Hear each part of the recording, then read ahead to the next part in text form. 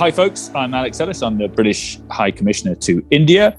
And as you know, this is the 75th year of India's independence. And so it's an opportunity to look forward as well as backwards, and also to celebrate some of the kind of close relations UK and India enjoy, of which sport is one of the biggest in culture more generally. And so it's great to have Dinesh Karthik. Starts, I think, with the defining Dinesh Karthik moment, which is stumping Michael Vaughan in 2004, I think. Was that your first time playing in England?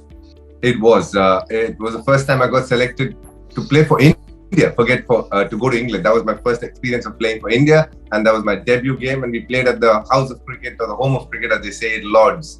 How old were you when you played at Lords the first time? 20? 19. 19, and you have these men of such different ages in the same team. So I'm a huge cricket fan, Dinesh.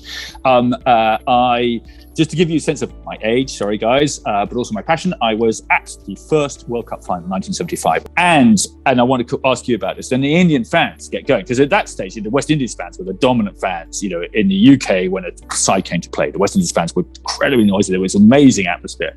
And the Indian fans just kind of going, we can't believe it. I mean, and when the game was over, I mean, it was walking in a day, just dazed around, because in those days you go onto the pitch. Yeah, everyone went onto the pitch. Just kind of incredulity. We've just won the World Cup. But it must have been a big moment for Indian cricket, I guess, you know, to beat everybody. Beat England, to host in the semi-final in England, and beat West Indies. I mean, that's a remarkable moment. Yeah, that was a watershed moment in Indian cricket. There is no doubt about it. I think the world of cricket changed. The whole world of cricket changed. You know, I always say that I always feel young, and I wish I was born much later into the 90s. But the one reason why I would want to be born a couple of years earlier is because I missed the World Cup. I wasn't born when that happened. But what was Lords like before, Alex? And now, do you see any difference? I'm sure you've gone maybe a few years ago, or maybe once the ground was reconstructed. Yeah. So I have, and I was at the 2019 World Cup final as well. So I'm a member of the MCC. Lovely. Yeah. So the big changes are obviously informality. Yeah, I mean, everyone went onto the pitch at the end of the match. When I was a boy, it was just kind of what you did. My first games here, I went to Chennai and then to Ahmedabad, and the noise level is obviously a bit different here than back home. It must have felt quite quiet, Lords, compared to... Can you remember much about your debut? Or was it just so much adrenaline you kind of don't remember it so much?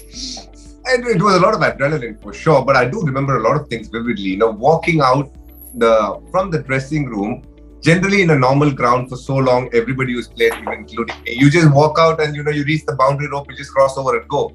Here, it's a little weird. It's like going into a hotel somewhere. It's like checking out a hotel. You walk down that long room, and irrespective of whether you score a duck of the first ball or whether you score 100, they're all clapping for you there. And you feel a little, surreal at times, if I may say so. And it's a very different experience. Everybody's looking up at you, and they're just going this way as you walk around the long room. That's right, That's right. It is a pretty much a weird feeling. So then I walked in, I played what I did, and I came back, and we didn't get a great score, but we still ended up winning the game. Michael once batted well, but in the end got out, and that helped us win the game.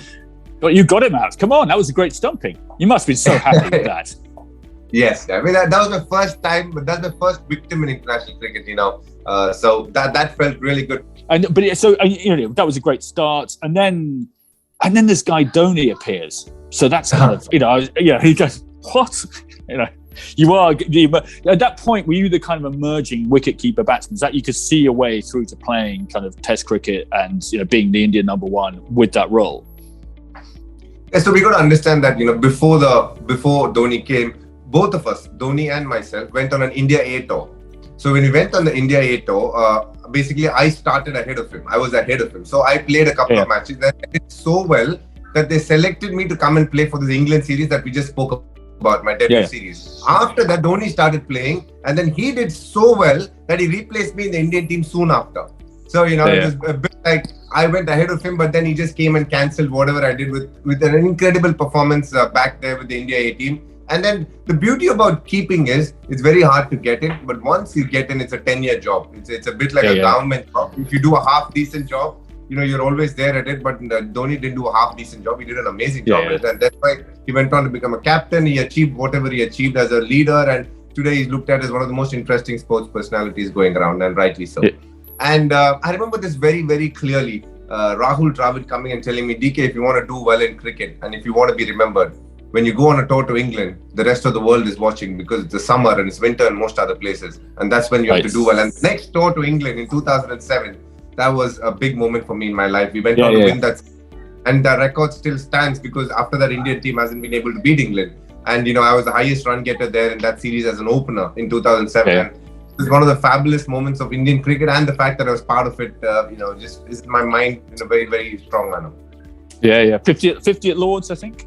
In that series, right. And you got runs at the Oval too, I think, as well. We played at 3 grounds: Trent Oval and Lords, and all 3 grounds I got a 50. So it's good. So confidence is a finicky thing. It stays with you for a bit, and you get out a couple of times doing what you're good at, and then you start doubting it. So it's important that those kind of moments you kind of realize what the process is, and don't get too carried away by the result. What happens is when you get carried away, then the success doesn't last too long. It finds a way to leave you. So you got to make sure you stay, and you're always practicing the right things, so that you always practice when you're doing well, so that you don't let go of what you have. And that's what you try to do, and try and elongate it as much as you can. Virat Kohli is a great example of it. Yeah. And what was it like kind of traveling as a team around England? It's been 75 years since we have got independence, so I think I'm allowed to praise the Britishers a few things. And the fact do what you like. It's all right. People do.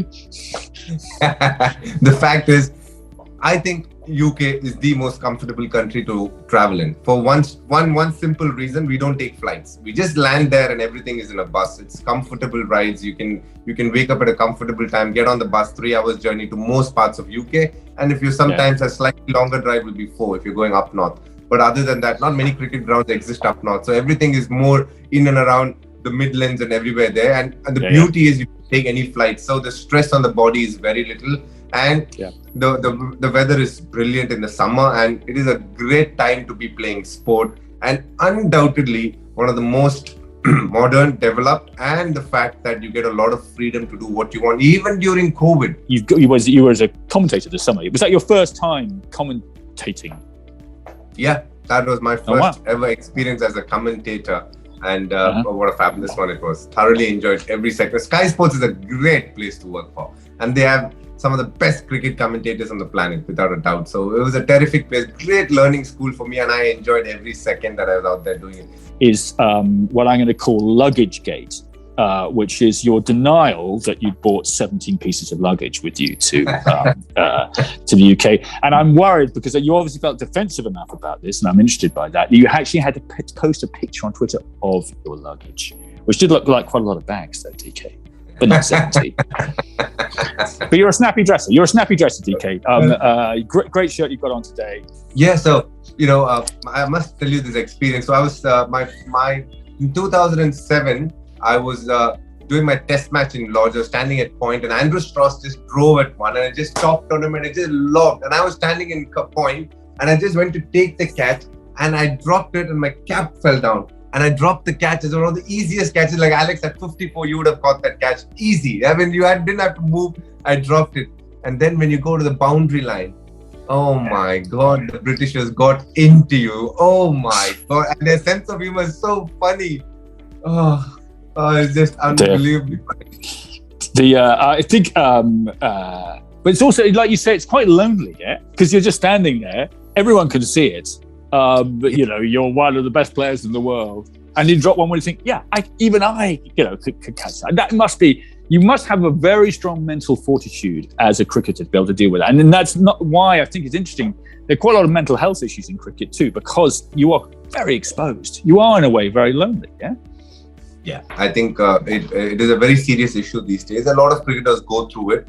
You got to understand, as money keeps flowing in any field, obviously the opportunities increase and the pressures increase as well. And now cricket is a global sport. Even though it's only played by a few countries, it's competing in terms of obviously finances with a lot of other big sports. So the pressures have increased tremendously.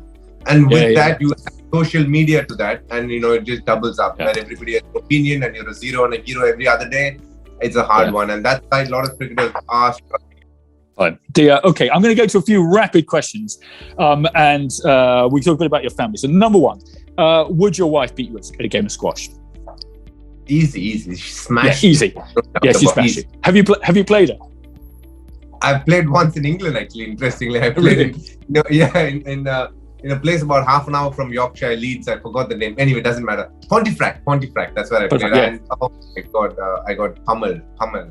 Two, am I factually correct that your mother-in-law has taken more test wickets than you?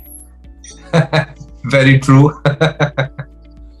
Fantastic. So she was a big player in her day, yeah? She captained India as well in the women's team. They travelled to a few countries. So yeah, she's definitely taken more wickets, and she has more pedigree than me, for sure. I'm not saying that, but a good move with the mother-in-law. Well done, DK.